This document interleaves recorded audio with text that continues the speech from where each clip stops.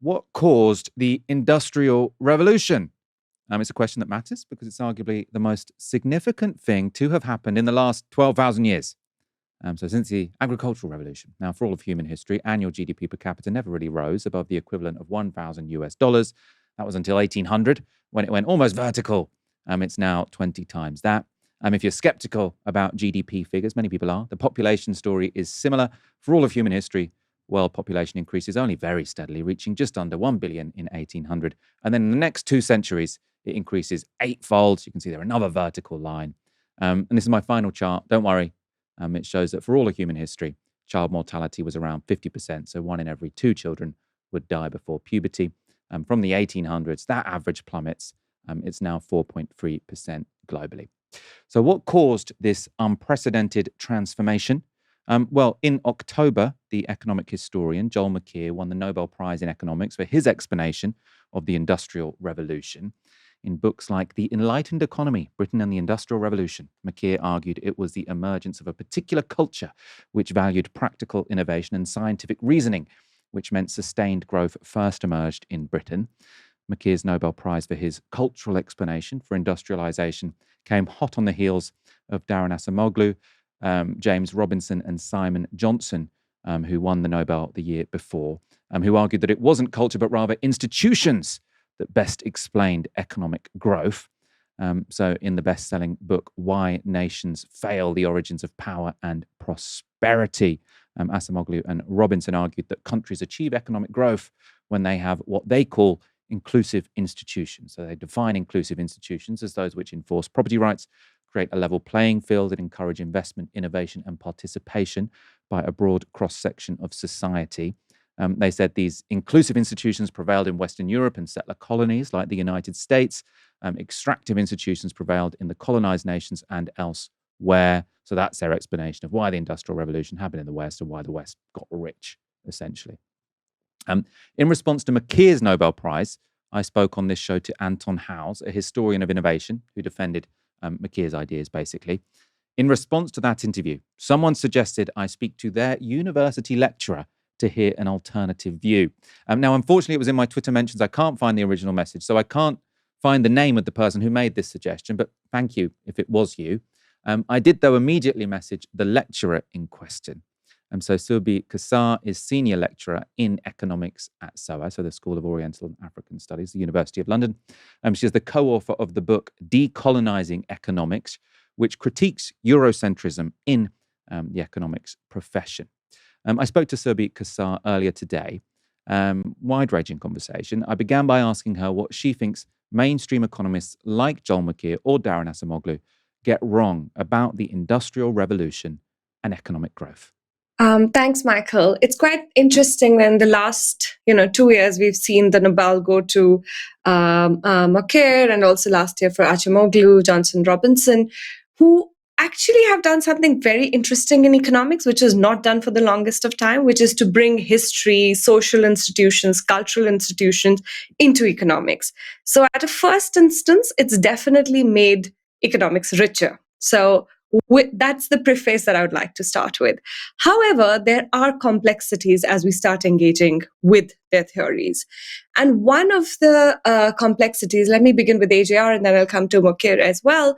For example, AJR, Acemoglu, Johnson, Robinson, think about, let's say, development, the industrial development, and that happened in the developed world and didn't kind of happen in the so-called less developed economies, and base it in terms of institutions. And their argument is that, look, in one part of the world, you just had more inclusive institutions, ones that supported the growth of capitalism in terms of private property rights, etc. And in the others, you actually did not. You had extractive institutions, and that was based on the fact that on one part of the world, you had settler colonialism, and the other part of the world, you had non-settler colonialism. And you can see the persistence of that even today in defining who got developed and who did not. However, what they miss out in this analysis is that they almost look at colonialism, despite bringing colonialism for the first time in a very serious way in mainstream economics. What they miss out is they think of colonialism as sort of an exogenous shock that put one country into a high growth path or one set of countries and not the others. However, this understanding is fundamentally flawed because colonialism as a system was something that was shaping both the developed countries on one hand, but the similar institutions or the similar processes were also creating capitalist underdevelopment in other parts of the world. So what we understand to be, the rise of industrialization and development that happened in the West could not have, or at least did not happen in history without depending on colonialism and extractivism in the other parts of the world. And now we are seeing huge estimates coming out, even works of Piketty and others, but in general, like there's been a lot of other work in terms of drain of wealth, etc., that has shown that how important that drain and extraction was. So it's not just two different stages, and therefore, developing countries just need to have these better institutions and they'll undergo this industrial change, etc., but rather they are two concomitant processes. And it's quite interesting to see this parallel also being exhibited in Moquer when, it's talking about the Enlightenment and how that particular period defines or has such a huge explanatory power in looking at how development and industrialization happened in Britain and, if you think about Western Europe. But again, this was not an isolated process. This was happening in conjunction with possibilities of enlightenment, possibilities of indigenous capitalist development being subdued in what was happening in the global south. And I think that that's very important to keep in mind, because what then ends up happening is, and that has been a trend in economics, and that is broadly comes from a very teleological vision of how capitalism progresses, where you've got first stage, you introduce some changes, and you go on to create this good capitalism that works. However, there are contrasting theories, and we can talk about that, which in fact position capitalism as a dichotomizing process that in its very inception and historically has created development and underdevelopment as a common outcome of a same historical process. And the inability to see those two in conjunction, I feel, really misses out the dynamics of how the economic system evolves in both of these theories.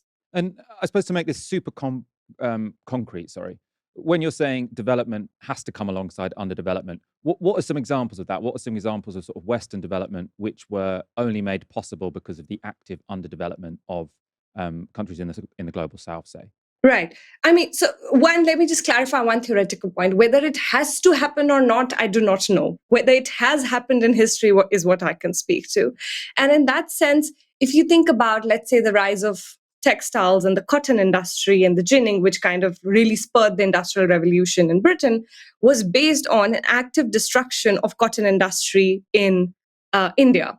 And, there's work by Sven Beckert and others who talk about, not only was cheap raw material being exported from a lot of developing countries into Europe in order to create, let's say, cotton and textiles, but then also it was exported back to these countries where, in fact, a lot of smaller merchants and smaller enterprises of cotton manufacturers in India were actively driven out and their supply constrained so that the textile and supply of cotton industry in the UK could take off and could be supplied to the same markets. And then they could do it at a cheaper cost with industrialization and change that came into being. And I suppose I want to understand whether your critique of people like Acemoglu or Makir is that they're wrong or that they're just giving incomplete explanations. I suppose the way to put it, so as far as I understand, when it comes to the Industrial Revolution, Acemoglu and his colleagues AJR think that essentially the key event was the Glorious Revolution, which meant that there was sort of some division of powers between the king and parliament, which meant that there was no longer any threat of the arbitrary seizure of property. Institutions were a bit more inclusive. And that meant that new innovations didn't get stamped out in the same way they might have done in absolutist states. So that's their sort of institutional explanation. Then with Makir, you've got this explanation, which is that they did develop this sort of unprecedented, very lively culture of pure sciences and the practical application of those pure sciences in sort of tinkering in new technologies. And that was key to bringing about the Industrial Revolution. And I suppose, are you saying that they're wrong, that those weren't particularly significant, or just that they're incomplete because they ignore the role that colonialism also played in accelerating the Industrial Revolution, let's say, by providing more resources than the British otherwise would have had? Right. It's a complex one to answer, because what I'm saying is they are correct in explaining a partial phenomenon, but they are wrong in trying to understand the world in terms of its universal picture, if that makes sense. Because I'm also not, I'm not necessarily. So, for example, enlightenment is something that happened. Yes, it played an important role. But enlightenment, if then we take from there, let's say either from AJR or from Mercer, we take for our analysis the idea that, oh, these are the kind of technological shifts we need to be aiming for, and these are the kind of institutions that we need to be aiming for. If that becomes a policy prescription, which at least for AJR has become the policy prescription for the rest of the world, it gets the analysis wrong, because it's not simply through importing of those institutions that you would just have a different outcome.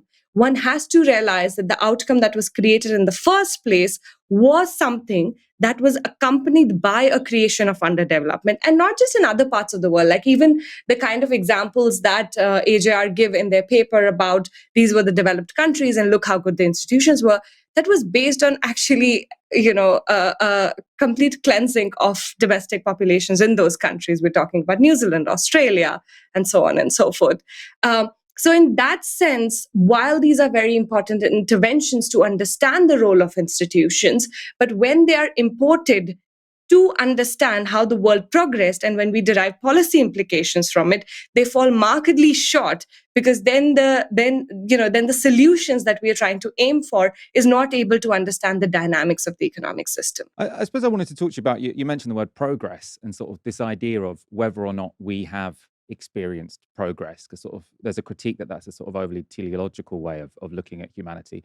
It is also the case that sort of after the Industrial Revolution, sort of global GDP or sort of per capita GDP across the globe had been, obviously it's a bit strange to say the equivalent of $1,000 because that wouldn't have made much sense in most countries. They didn't have dollars, but there are smart economists who have sort of said that makes some sort of sense.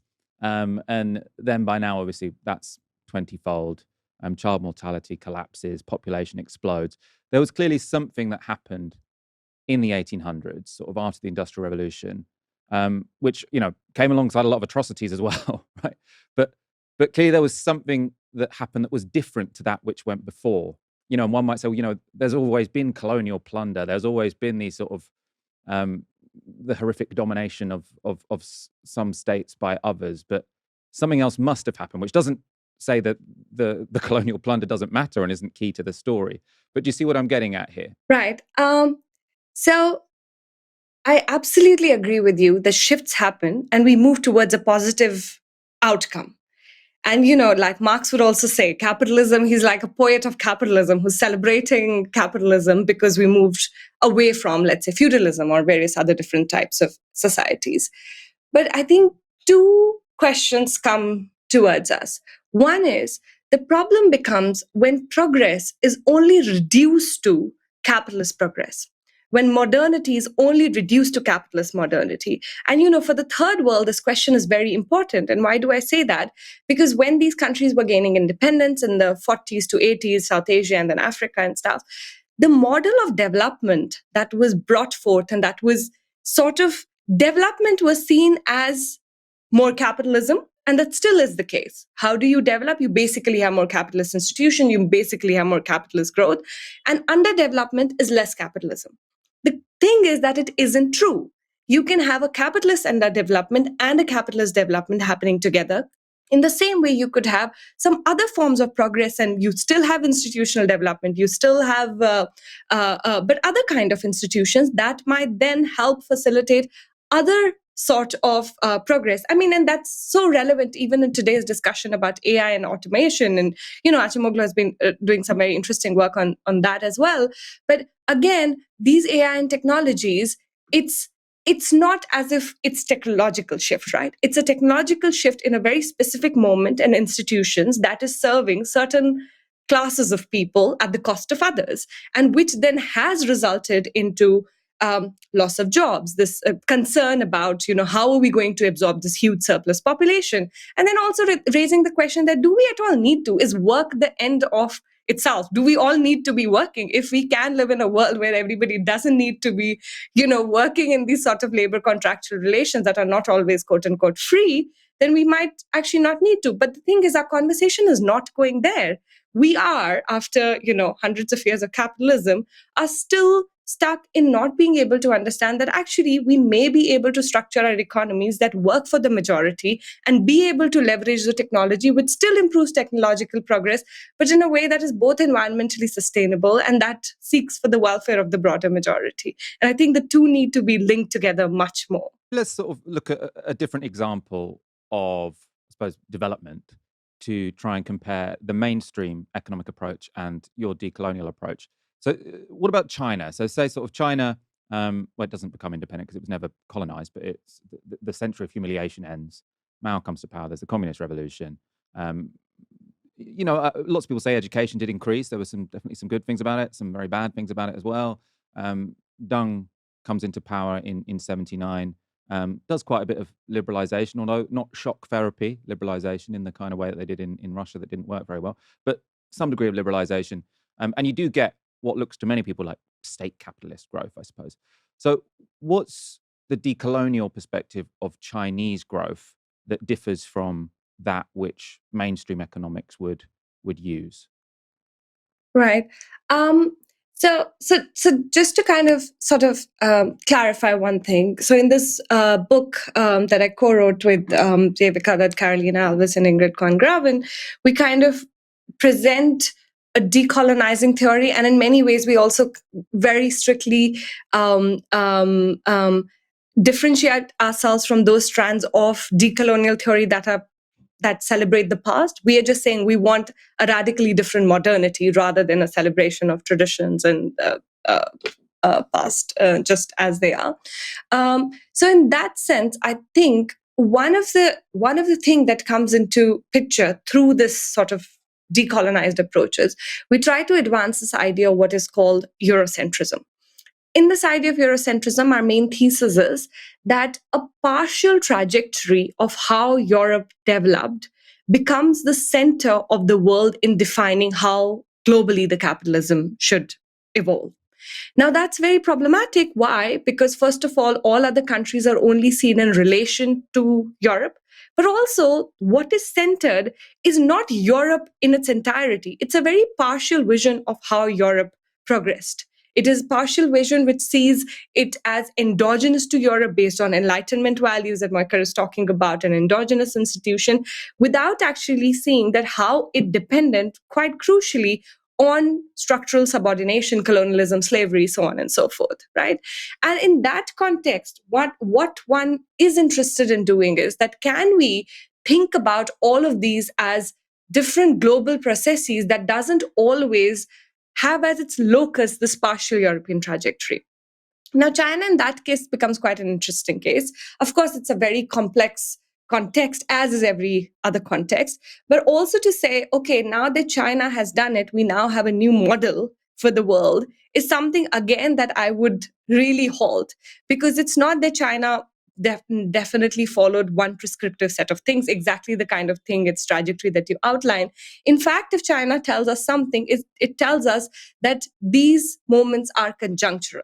It did various different kind of policies that it undertook in order to bring about its structural change, but it was based on policies that were, in fact, for the longest time, not free market, very much unlike, in fact, in AJR's piece, according to them, China would not be able to undertake that sort of development because it looks at its property rights as not being private property rights. It, in fact, had a very strict rules for migration out of rural areas, so on and so forth.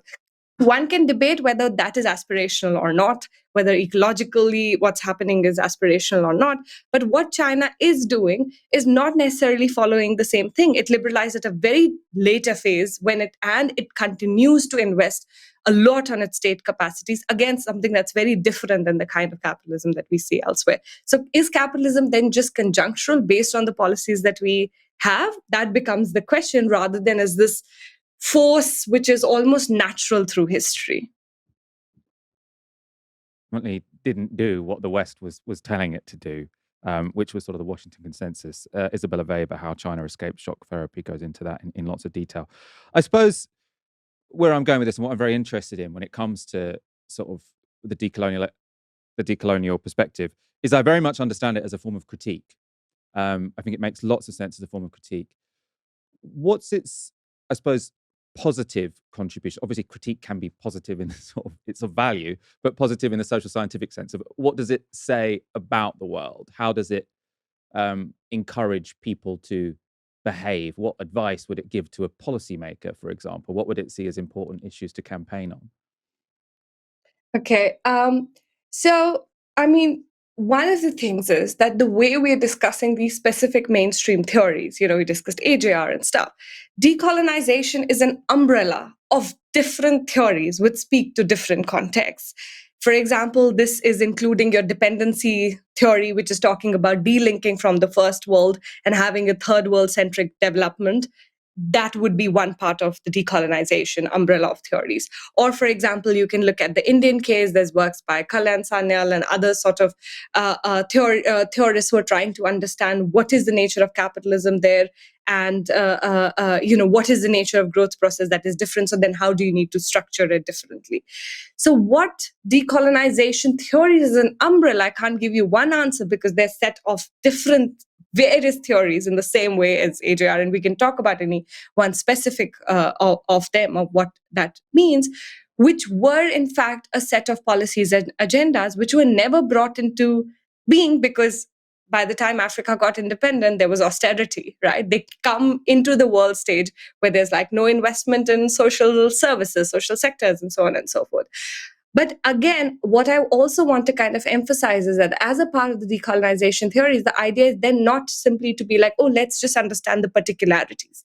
The fact that Africa is underdeveloped is crucially linked with the development of, let's say, the first world. And I think that would be one of the ways in which I would read some of the recommendations of the umbrella of theories, and like I said, various differences and various debates and critiques even within each of them, is to look and identify how capitalism produced those dichotomizing processes. And I don't know, maybe we can talk about India and I can give something more of a specific example of how this actually plays out. Yeah, let's talk about India, because I know you've written about India a lot, and also we had an interview on India recently with someone who formerly worked from The Economist, and he was giving a fairly optimistic picture. He said there's many problems, but giving an optimistic picture of the Indian economy because there is sustained growth's around 6%. And there was data from the World Bank quite recently which suggested the story on poverty was very positive. So, the World Bank report, India has lifted 171 million people out of extreme poverty between 2011 and 2022, which lowered the rate from 16.2% to 2.3%. And I know you've specifically written on how you think some of these data points can be misleading. So I suppose first of all, actually, can you explain from your standpoint where India stands at the moment economically? What are the effects of the Modi government's policies, particularly when it comes to the economy? And then let's move on to what your prescriptions might be. Okay. So I think there's continuing debate on the growth figures, and I'm not even going to get into that. So let me just talk about this optimistic picture with poverty and inequality. Recently, there was a publication that came from the Press Bureau of India, basically saying that India is now the fourth most equal country in the world, right? And and every news channel basically carried it, celebrated it. And if you've stepped out in India outside of, the gated communities, you basically realize, that can't be true. There's no way that can be true. So what we did some digging, and basically the idea was that in World Bank, there's the Gini coefficient that they report as a measure of inequality is something. For a lot of developed countries, it's usually the income Gini, and now it's increasingly so for many developing countries as well. But particularly for India, they use the consumption Gini, which is a measure of inequality. And if you look at people anywhere around you, consumption inequality will be lower than income inequality because rich people will save a large part of their income and will have wealth, etc. Right? So you're comparing apples with oranges, and India was suddenly proclaimed like the fourth most equal country in the world. However, when we redid sort of this calculation with some more comparable figures and stuff, India's income Gini made it be like the 176th out of the 216, however we're forming those countries in the world, right? So when World Bank and IMF and as well for its poverty numbers, in fact, there's a huge debate in the country and far from a settled one, where again, World Bank figures were based on various changes that were introduced. For example, the earlier household consumption survey that India was using to have poverty measurements, etc., was something that was completely withdrawn and was never published because the initial round actually showed that there's an increase in poverty. There was a new methodology introduced to capture poverty, so on and so forth, which ended up showing, oh, India's poverty has fallen. But the two rounds are actually completely incomparable. And that is something that World Bank reports also admit if you go to some footnotes and so on and so forth. It's buried somewhere, but it's all out there actually.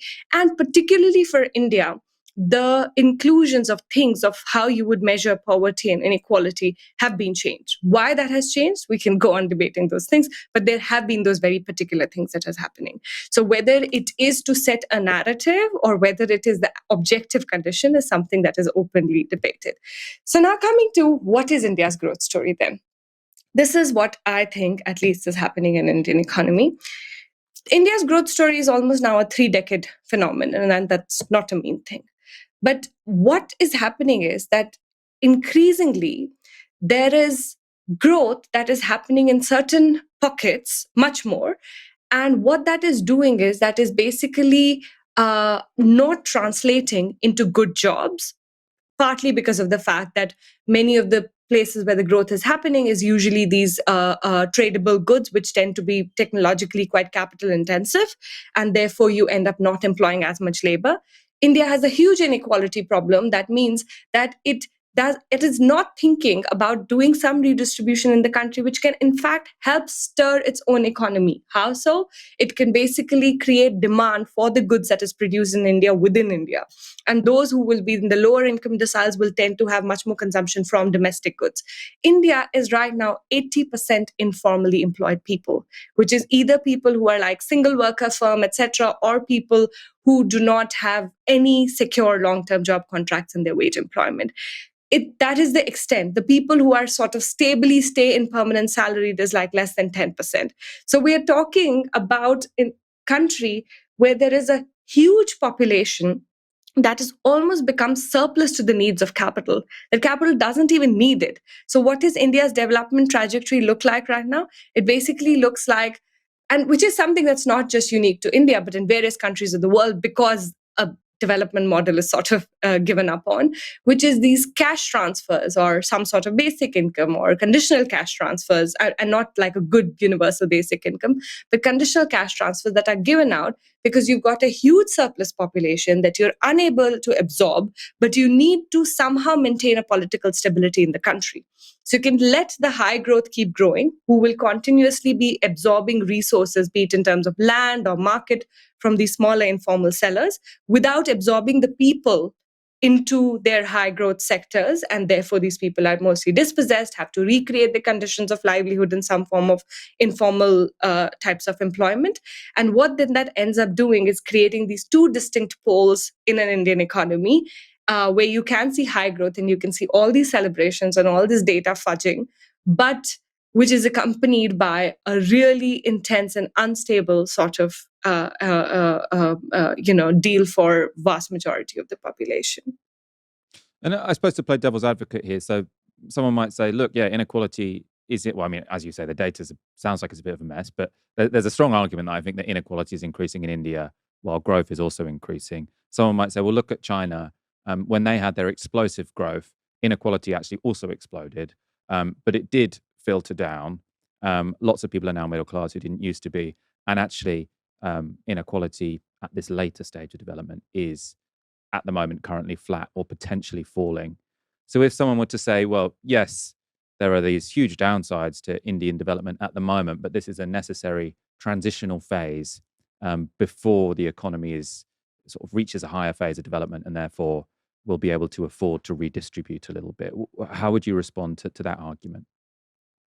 So China did have labor absorption happening in these different sectors of the economy. And it is something that has not been happening in India. If you look at people who are employed completely outside a wage labor relation, is 50%. They've moved from agriculture to non-agriculture to some extent. In fact, after COVID, the transition out of agriculture has also slowed down.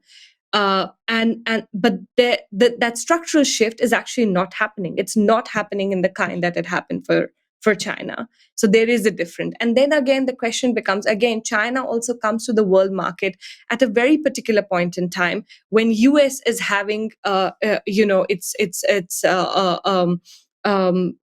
of underconsumption crisis, where basically the wages of workers are not rising in tandem with the productivity. So in order to maintain the same wage basket of goods for people, you basically, if you can get cheap wage goods, that's great, because you can keep having higher profits, but you can still maintain the consumption standards of the economy. So China comes at a world stage then where that global demand did exist, and China was able to fulfill it. Now it doesn't exist. There is an oversaturation of demand that exists right now. So what we need are different policies that can work, which is exactly my point of saying that there is no one recipe, oh, this is how you have your development.